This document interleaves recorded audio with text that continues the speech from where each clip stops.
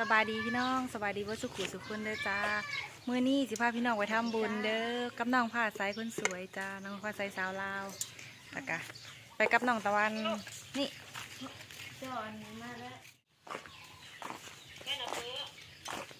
ไปขึ้นลงไปเจ้าขนมลายเยอะเอาเดินลงไปจ้าเนี่ยไปแหวะซื้อหนึ่งก็ได้เอาแล้วไม่ใหญ่กับท่านได้ซื้อได้ค่ะเอา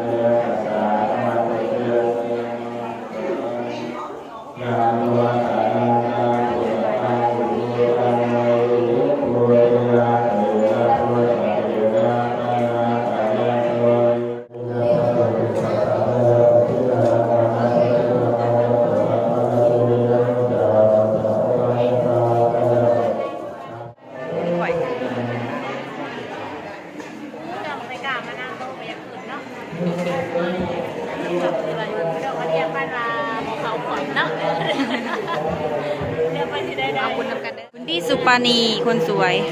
คนแก่ได้ยืนก่อนเฮ้ยตัวเด็กกล้วยยุ่เถาไม่ได้เฮ้ยทางนั้นถือ2 กล่องคนค้ามึงแน่ลูกก่อนเอาทำไม่ใส่กล้วยหอมได้ใส่กล้วยไข่ได้นะกล้วยไข่เอาเพื่อให้พี่หนึ่งไปกินนี่ก็มันซุกนี่ปะกล้วยไข่เอาจะงามหรอวะ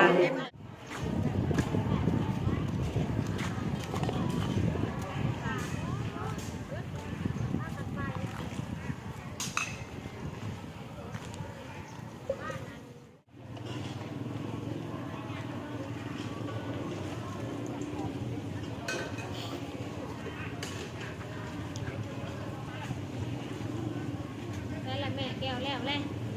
ไปเลยดิ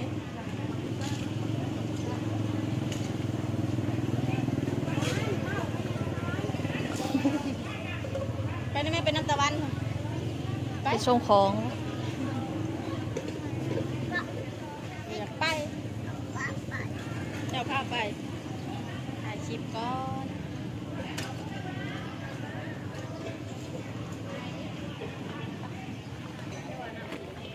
พาไปเบิ่งพาพี่น้องไปเบิ่งน้ำคลองไปคุณพี่ปะไปจ้ะคืมผ่าคืมฝนพี่น้องฝนจะตกแล้วฝนจะตกแล้ววันผ่าแห้งตกแล้วฝนคุณแม่กำลังตะวันยืนน้ำขืนพี่น้อง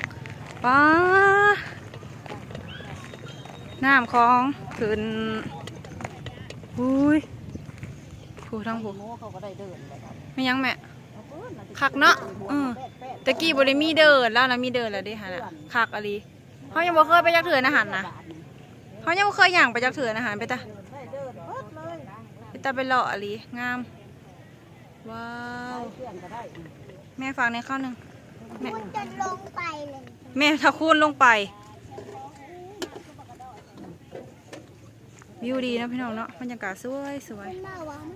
ภูทาคูนมันเป็นตลิดบ่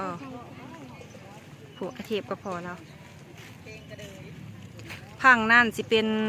ดอนทำเงินเด้อพี่น้องพังนั้นจะเป็นดอนทำเงินขามไปอีกก็สิเป็นพังไทยครับทางนั้นสิเป็นพังไทยทางนั้นสิเป็นพังไทย ทางนี้ดอนทำเงิน นี่งามเนาะอู้สมัครขักแท้อันนี้เฮาน่ะบ่ได้ไปลอยเทื่อทางนั้นนะไปรอแล้วไปเบิ่งน้ำแล้วผู้เดียวเพิ่น เด้อเมื่อเด้อ เด้อคุณยายมาชมวิวสดชื่นขนาดเลย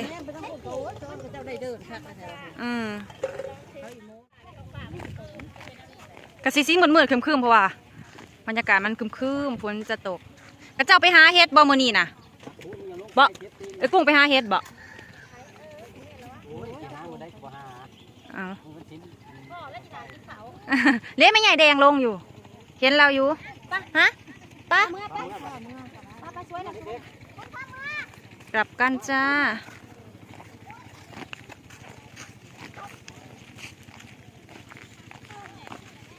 บ้านเฮาสลองอะไรยังไม่ได้พูดอะไรเลยอ่ะใครชั่วโมงวันนี้ก่อนแม่ใกล้แล้วชั่วโมงกัน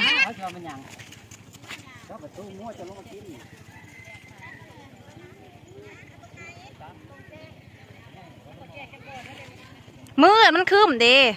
ถ่ายยังน้อยใหญ่นะอย่าบ่นมันคือมืดแต่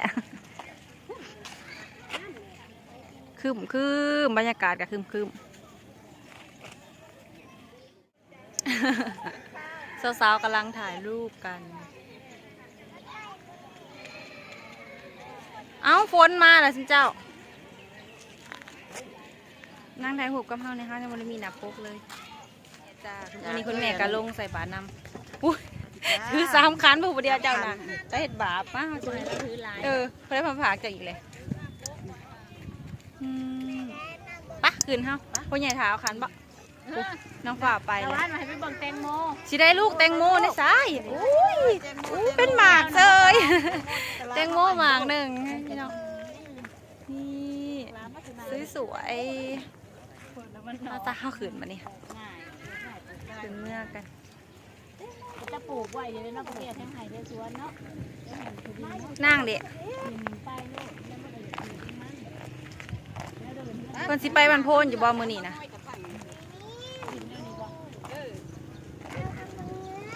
บรรยากาศสวยๆจ้าแก้มวัดเฮาก็สิมีน้ำคลองไฮชมวิวสวยๆแบบนี้เลยสวยๆเลยสดชื่นแห้งรีบรรยากาศนะเนาะไปตามมาตั้งแคมป์รีบฮะแม่เงินเก็บไม่ได้เงินหยังติดหนีค่าห้ามผลว่าถ่ายรูปคุณแม่ถ่ายรูปเอากับพานเอาฮะตามหลักกิโลเอาเจ็บบ่เจ็บถือใส่บ่เจ็บกับน้องผ้าใสผ้าใสสาวลาวคุณสวยมื่อนี้นี่คุณแม่เราแข็งแห้งบางอย่างลงมาวัดได้แล้วตอนขึ้นเมื่อนี่คือขี่รถเด้อแม่ปะปะเมื่อปะนี่โอเคเด้อจ้าพี่น้องสำหรับคลิปนี้จะขอตัวลาไปก่อนเด้อพบกันใหม่คลิปหน้าเด้อจ้าบ๊ายบายเนจ้าคนสวยจะเขากล้องอีได้